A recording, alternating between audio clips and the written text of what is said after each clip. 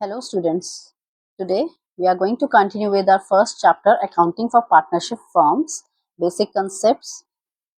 So, you must know the rights of partner as per Partnership Act. What are the main rights of a partner? Under the Partnership Act 1932, he can participate. All the partners are having the right to take part in the business activity. कोई भी business है, हर partner को right होता है उसमें participate करने का. ठीक है, कंसल्ट आप कर सकते हैं, एक दूसरे के साथ कंसल्टेशन हो सकती है, डिसीजंस को लिया जा सकता है, इंस्पेक्शन ऑफ बुक्स की जा सकती है. कोई भी पार्टनर जो है उसके पास राइट है कि वो इंस्पेक्ट कर सकता है बुक को, और वो चाहे तो वो कॉपी भी ले सकता है बुक्स ऑफ अकाउंट की. प्रॉफिट शेयर करना होता है, वो करेंगे जैसा कि स्पेसिफाई होगा वैसे. अगर पार्टनरशिप डीड साइलेंट होगी तो फिर इक्वल करेंगे.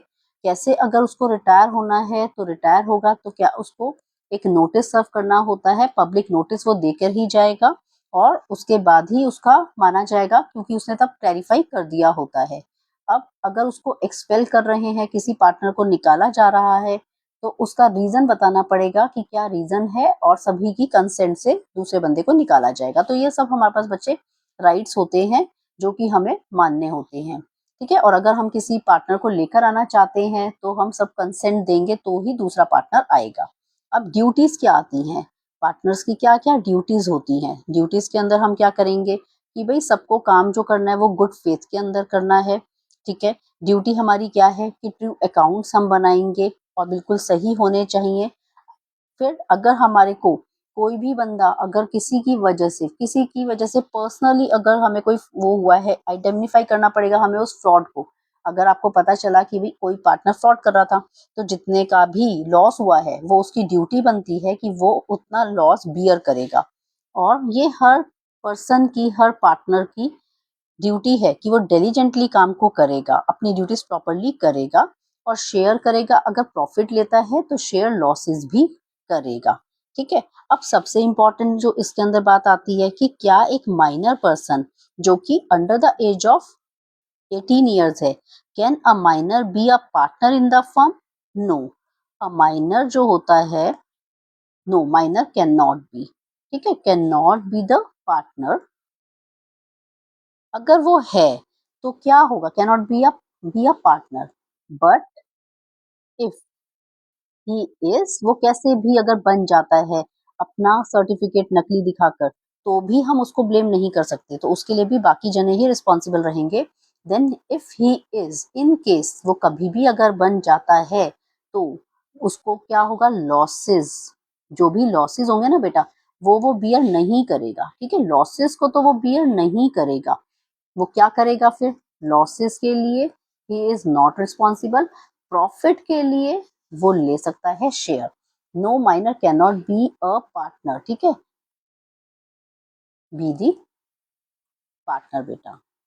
तो ये चीज आपको पता होनी चाहिए. ठीक है, क्लियर होगी बेटा ये भी बात आपको यहाँ पर. तो हम उसको एडमिट कर सकते हैं, सिर्फ प्रॉफिट के लिए, लॉसेस के लिए नहीं कर सकते हैं. तो ये भी बात आपको क्लियर है. और कौन नहीं हो सकता, अनसाउंड माइंड का अगर कोई पर्सन है और आपको पता है कि भाई वो ठीक ही नहीं है, तो आपने उसको पार्टनरशिप में नहीं लेना है. अगर कोई पर्सन इनसॉल्वेंट है उसको आपको नहीं लेना है. ठीक है, अगर किसी को कोर्ट ने ही डिस्क्वालीफाई किया हुआ है, तो कभी कोई इसको सेंटेंस हुआ हो या उसने कोई क्राइम किया हो, तो डिस्क्वालीफाइड पर्सन को हमें नहीं लेना है. They are not allowed to be partners. इनमें से सबसे इंपॉर्टेंट बेटा आपका यही वाला था, माइनर का. तो minor can be a partner. ठीक है, तो वो कब होगा, can be a partner only for profits. ठीक है, तो अगर वो लॉस को कर रहा है तो फिर वो नहीं होगा किसी भी केस में. आप ये नहीं कह सकते हो कि नहीं तुम रिस्पॉन्सिबल हो, वो नहीं होगा. अब इसके बाद जो सबसे इंपॉर्टेंट चीज आती है बेटा, वो आती है हमारे पास कैपिटल के बारे में. कैपिटल का क्या है, कौन कौन से मेथड्स होते हैं, दो तरह के मेथड हैं. एक हमारे पास आता है फिक्स्ड मेथड और एक होता है हमारे पास फ्लक्चुएटिंग मेथड. ठीक है, फ्लक्चुएटिंग कैपिटल मेथड, दो तरीके से आप बना सकते हैं. मोस्ट इंपॉर्टेंट चीज है ये भी. अब दोनों के अंदर बेटा डिफरेंस क्या होता है, अब दोनों के अंदर क्या डिफरेंस है. जो फिक्स अकाउंट आपका होता है उसके अंदर हमारे पास टू अकाउंट्स को मेंटेन करना है. ठीक है, वो 2 अकाउंट्स कौन कौन से होते हैं? कैपिटल अकाउंट बनता है बेटा और बनेगा करंट अकाउंट। और दूसरी तरफ जो हमारा फ्लक्चुएटिंग अकाउंट है उसमें सिंगल अकाउंट को प्रिपेयर करना होता है और वो कौन सा अकाउंट बनता है? सिर्फ कैपिटल अकाउंट के नाम से बनता है।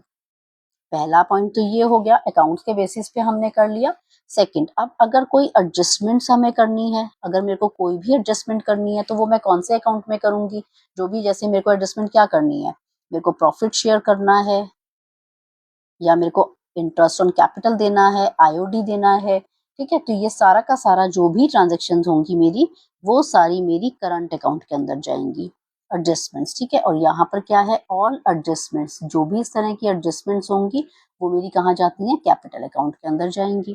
ठीक है, थर्ड पॉइंट अगर हम करेंगे तो फिक्स्ड बैलेंस की बात करेंगे। फिक्स्ड बैलेंस में बेटा क्या बात करनी है यहाँ पर, कि यहाँ पे कैपिटल अकाउंट बैलेंस जो होता है ना, कैपिटल अकाउंट का जो बैलेंस होता है that remains fix. Capital account remain fix, वो बैलेंस फिक्स रहता है हमारा, क्योंकि अब हमारा ये फिक्स अकाउंट है तो वहां पर क्या होगा, ज्यादा से ज्यादा आप पैसे को क्या करोगे, या तो आपने इन्वेस्ट करा होगा पैसा या फिर आपने उसी पैसे को विदड्रॉ करा होगा। आपने जितना इन्वेस्ट किया है आप उतना ही विदड्रॉ करेंगे, उससे ज्यादा नहीं करेंगे। ठीक है, यहाँ पर क्या होगा आपका, यहाँ पे जो आपका बैलेंस है वो फ्लक्चुएट करेगा, फ्लक्चुएट करेगा आपका बैलेंस इन कैपिटल अकाउंट, क्योंकि सारी ट्रांजेक्शन ही आप उसके अंदर कर रहे हैं तो वो बैलेंस आपका फ्लक्चुएट हो सकता है। अब सबसे इंपॉर्टेंट चीज जो आती है, ये हमेशा जो होगा ना, इसका पॉजिटिव बैलेंस होगा बेटा। जो भी हमारा कैपिटल अकाउंट होगा यहाँ पर वो हमारा पॉजिटिव ही आएगा, वो हमारा क्रेडिट साइड का ही बैलेंस आएगा हमेशा। और यहाँ पर क्या है, यहाँ का जो कैपिटल अकाउंट है बेटा वो हमारा पॉजिटिव भी हो सकता है, नेगेटिव भी हो सकता है, तो बोथ हो सकते हैं यहाँ पर, लेकिन यहाँ पे हमेशा क्रेडिट बैलेंस ही होगा। ठीक है, और जो हमारा करंट अकाउंट है वो उसका हो सकता है डेबिट बैलेंस, लेकिन कैपिटल अकाउंट ऑलवेज, तो ऑलवेज होना यहाँ पे जरूरी है। ये ऑलवेज लिखा हुआ होगा आपका एग्जाम के अंदर, तो आपको पता होना चाहिए कि capital account always shows the credit balance, plus side का ही बैलेंस होगा, क्योंकि हमें थर्ड पॉइंट जो हमने पढ़ा कि हमारा इन्वेस्टमेंट जितना है उतना ही हम विड्रॉ कर रहे हैं, तो इसलिए इसका बैलेंस कभी भी नेगेटिव में नहीं जाएगा। अब ये चीज आपको क्लियर है। अब बेटा इसके बाद आपको ये अकाउंट जब बनाने होते हैं तो हम इसको किस तरीके से करते हैं, देखिए, अगर मेरे को फिक्स कैपिटल अकाउंट बनाना है तो आपको पता है कि इसके अंदर हमने अभी अभी पढ़ा कि 2 मेथड्स हैं हमारे पास, तो हमारे को क्या करना है, एक तो अपने को बनाना है पार्टनर्स कैपिटल अकाउंट। ठीक है, सपोज मेरे पास 2 पार्टनर्स हैं, तो ए और बी मेरे पास पार्टनर्स हैं। मैंने यहाँ पे क्या किया, मैंने लिया यहाँ पर इनका ओपनिंग बैलेंस ऑफ कैपिटल। ठीक है, अगर अब मेरे को तो पता है कि यही है मेरे पास, तो अगर वो कोई एडिशनल कैपिटल लेकर आते हैं, कुछ इंट्रोड्यूस करवाता है एडिशनल कैपिटल के लिए, तो मैंने यहाँ पर उसको ले लिया। सपोज ए ही लेकर आया था एडिशनल कैपिटल, तो मैंने उसका ले लिया। अब जो ए लेकर आया है, अगर उसने मान लीजिए कि यहाँ पर क्या करा कि कुछ उसने अपना पैसा विदड्रॉ कर लिया, जो वो लेकर आया था ए ने कुछ पैसा विदड्रॉ कर लिया, तो कोई बात नहीं, उसको कर दिया, तो बैलेंसिंग फिगर जो मेरे पास आंसर निकल कर आएगा वो ही हमारा आंसर होगा, और वो हमेशा क्रेडिट बैलेंस का आएगा इसके अंदर। ठीक, और दूसरा अकाउंट हमारा जितनी भी एडजस्टमेंट से रिलेटेड है वो हमारा बेटा करंट अकाउंट के अंदर जाएगा इसमें। तो करंट अकाउंट के अंदर हमारी सारी ट्रांजेक्शन्स आ जाती हैं। अब करंट अकाउंट का बैलेंस जो है वो आपका पॉजिटिव भी हो सकता है, मतलब क्रेडिट साइड पे भी दिया होता है, या अगर स्पेसिफिकली आपका बैलेंस ओपनिंग में दे रखा है तो वो भी आ सकता है। ठीक है, तो ये चीज आपको ध्यान रखनी है। अब इसके अलावा आपके पास कोई भी अगर मान लीजिए कि इंटरेस्ट है ऑन कैपिटल, आपको वो देना है, दोनों को दे सकते हो। आपने मान लीजिए किसी को एक को सैलरी देनी है, आपने उसको सैलरी दे दी। अगर कोई आपके पास प्रॉफिट था, आपने डिस्ट्रीब्यूट करना है, आपने वो कर दिया। तो इस तरीके से आप इसके अंदर करेंगे, कमीशन हो सकती है। यहाँ पे आपके पास रेशो गिवन होगी कि आपको किस रेशो में उसको डिस्ट्रीब्यूट करना है।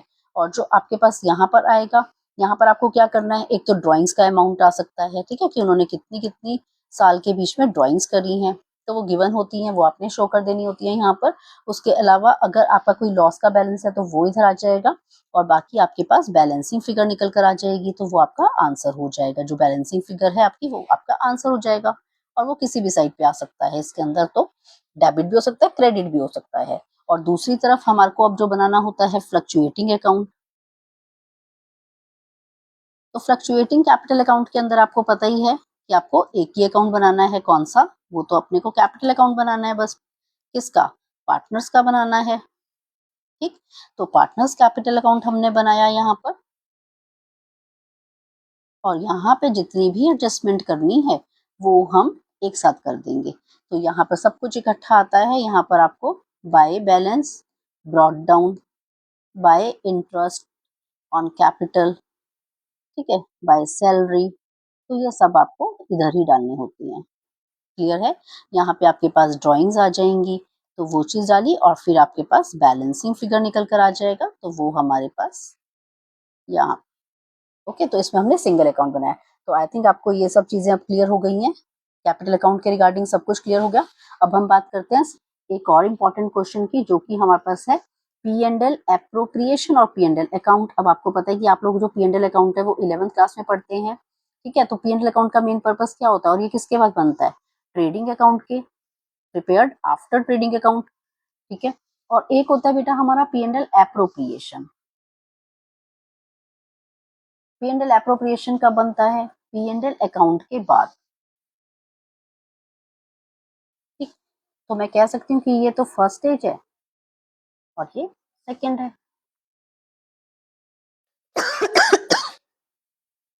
सॉरी।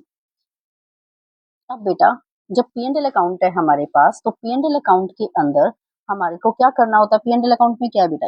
ये तो हम यहाँ पे चार्ज मान के चलते हैं कि अगर हमारा कोई भी आइटम है तो वो तो चार्ज है, वो तो एक्सपेंस है, अपने को लेना ही लेना होता है। लेकिन पी एंड एल एप्रोप्रिएशन में अपना मेन मकसद क्या होता है? जो हमने पी एंड एल अकाउंट से प्रॉफिट या लॉस कर रहा है, अर्न करा है, या जो भी हमारे पास आया है, उसको अपने को क्या करना है? पार्टनर्स में डिस्ट्रीब्यूट करना होता है। तो यहाँ पर हमने उसको एप्रोप्रिएट करना है, उनको शेयर करवाना होता है। तो ये हमारे पास इसका डिफरेंस आ जाएगा। और पी एंड एल एप्रोप्रिएशन क्या है? ये हमारी एक्सटेंशन होती है, इसको आप एक्सटेंशन कह सकते हैं of P and L account, ठीक है। तो ये हमारे पास क्या है? ये तो एक्सटेंशन है। और जब हम पी एंड एल निकालते हैं तो इसमें क्या निकालोगे आप? प्रॉफिट को, प्रॉफिट कैलकुलेट करेंगे। नेट प्रॉफिट आप निकालते ही रहे हैं। चार्ज है तो आपको एक फिक्स्ड यहाँ पर देना ही पड़ता है, अगर उसने लिखा होगा तो ये तो मैंडेटरी हो जाता है आपके लिए। तो ये इसका बेसिक डिफरेंस रहता है, ठीक है। तो ये आपको ये पता होना चाहिए बेटा कि किस तरीके से ये आपका एप्रोप्रिएट करना है। मींस जो प्रॉफिट आपने कमाया वो आप पी एंड एल एप्रोप्रिएशन के थ्रू उसी रेशो के अंदर डिस्ट्रीब्यूट करते हैं।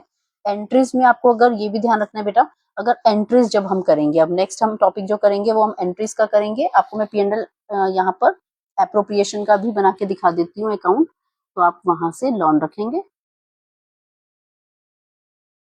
ठीक है। पी एंड एल एप्रोप्रिएशन बेटा, तो पी एंड एल एप्रोप्रिएशन में आपने लिखा बच्चे पर्टिकुलर्स, अमाउंट, पर्टिकुलर्स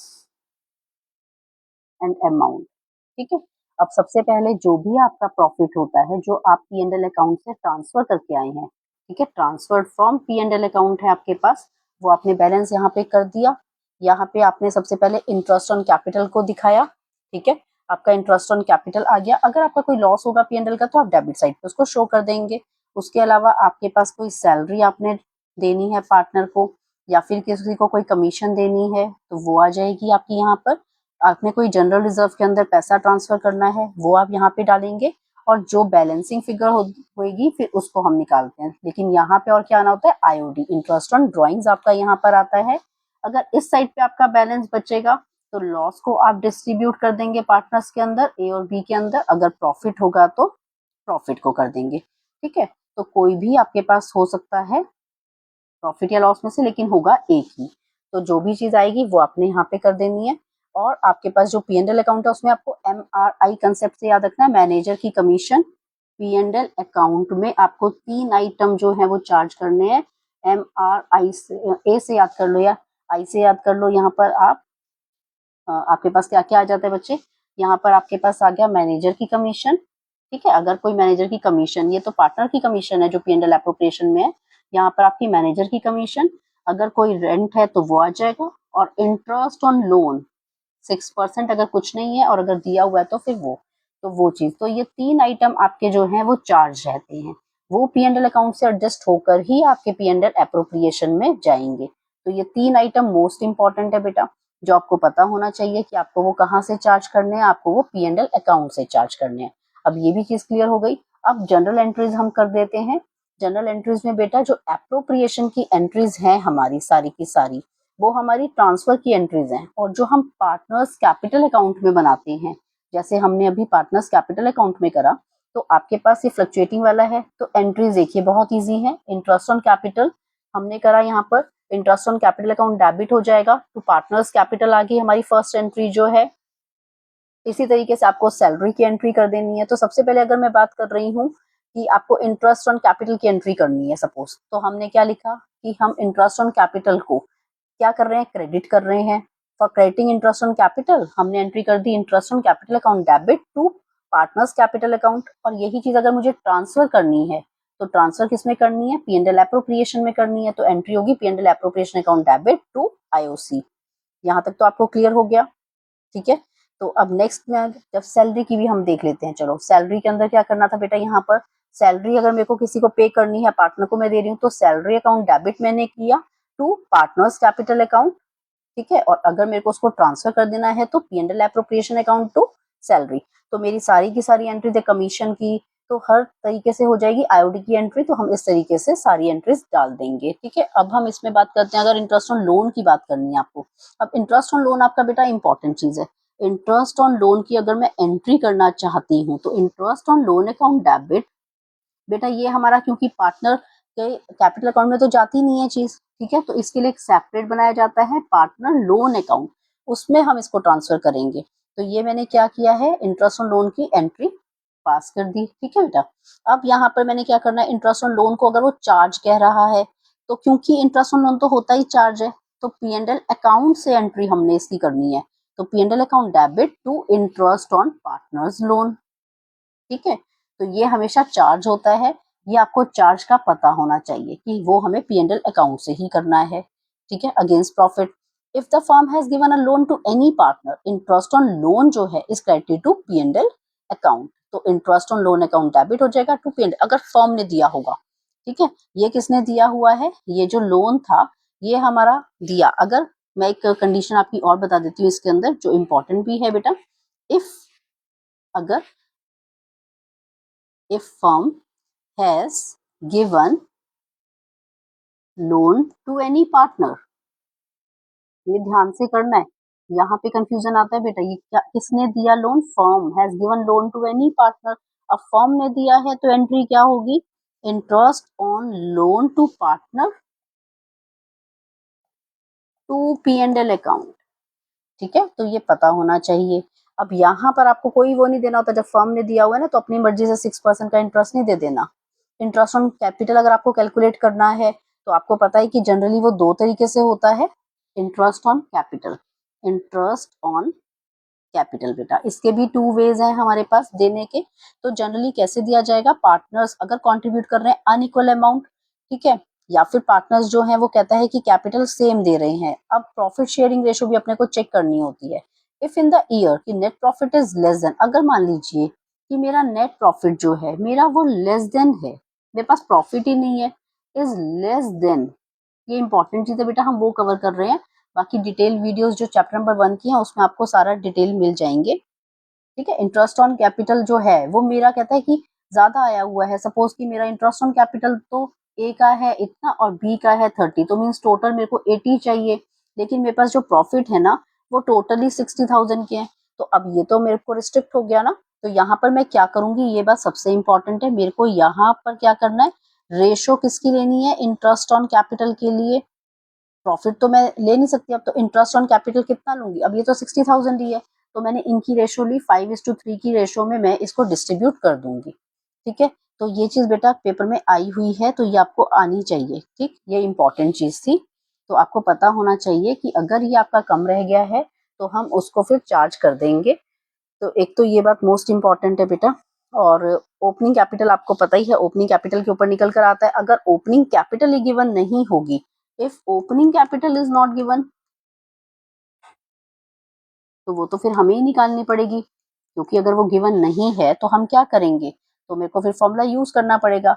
हम जनरली निकालते थे opening capital plus additional capital, ठीक है।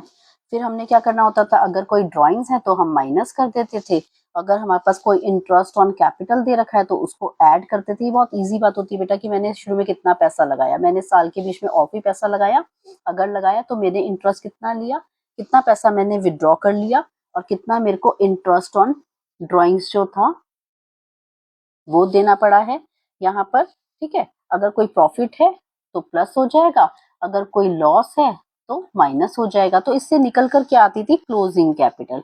आप इसी फॉर्मूले को इंटरचेंज करेंगे और अपना ओपनिंग कैपिटल तक पहुंच जाएंगे। ठीक है, तो बेटा ये चीज है। इसके बाद एक मोस्ट इंपॉर्टेंट टॉपिक जो आपका आ जाता है that is interest on drawing का टॉपिक। बेटा ये मोस्ट इंपॉर्टेंट है आपका एग्जाम पॉइंट ऑफ व्यू से। तो इंटरेस्ट ऑन ड्राइंग के डिफरेंट केसेस होते हैं। सबसे इंपॉर्टेंट बात जो आपको पता होनी चाहिए कि दो तरह से है इंटरेस्ट ऑन ड्राइंग भी। क्या आप इक्वल अमाउंट विड्रॉ कर रहे हैं या आप अनइक्वल अमाउंट को विड्रॉ कर रहे हैं। अगर इक्वल अमाउंट को कर रहे हैं बेटा तो फिर तो आप देखिए कि क्या आपने बिगनिंग में कर दिया है, क्या आपने एंड पे करा है मंथ के। ठीक है, अगर बिगनिंग में करा 6.5, ये 5.5 आपको लेना है, मिडल में किया तो आपने यहाँ पर 6 लेना है। लेकिन देखो ये तो हम टेबल से याद कर ही लेते हैं, बट अगर अनइक्वल अमाउंट है हमारा तो हम फिर प्रोडक्ट मेथड को यूज करेंगे और सेपरेट सेपरेट सबका निकाल के दिखाएंगे। जब हम यहाँ पर प्रोडक्ट मेथड को बेटा यूज करते हैं तो हमने यहाँ पर जब फॉर्मूले को यूज करना है ना, तो आपने मान लीजिए अप्रैल दिया हुआ है, जुलाई, तो आपने वहां पर अपने मंथ्स को कैलकुलेट कर देना होता है। लेकिन सबसे इंपॉर्टेंट बात है जब यहाँ पर आपके पास दे रखा होगा तो आपने लेना क्या है, आपने यहाँ पे टोटल प्रोडक्ट मल्टीप्लाई बाय जो भी आपको रेट दिया होगा मल्टीप्लाई बाय 1/12 जरूर करना है। ठीक है, अगर अनइक्वल अमाउंट की बात हो रही है। और यहाँ तो आपने अपनी टेबल से शो करा। तो बेटा कई बच्चों को ये चीज नहीं पता होती तो वो अपना फॉर्मूला भी यूज कर सकते हैं कि कितना अमाउंट एक्चुअली हमारे पास इसमें क्या होता है, कितना हमारा पीरियड जो है लेफ्ट आफ्टर फर्स्ट ड्राइंग को निकालने पे plus period left after last drawing. तो अगर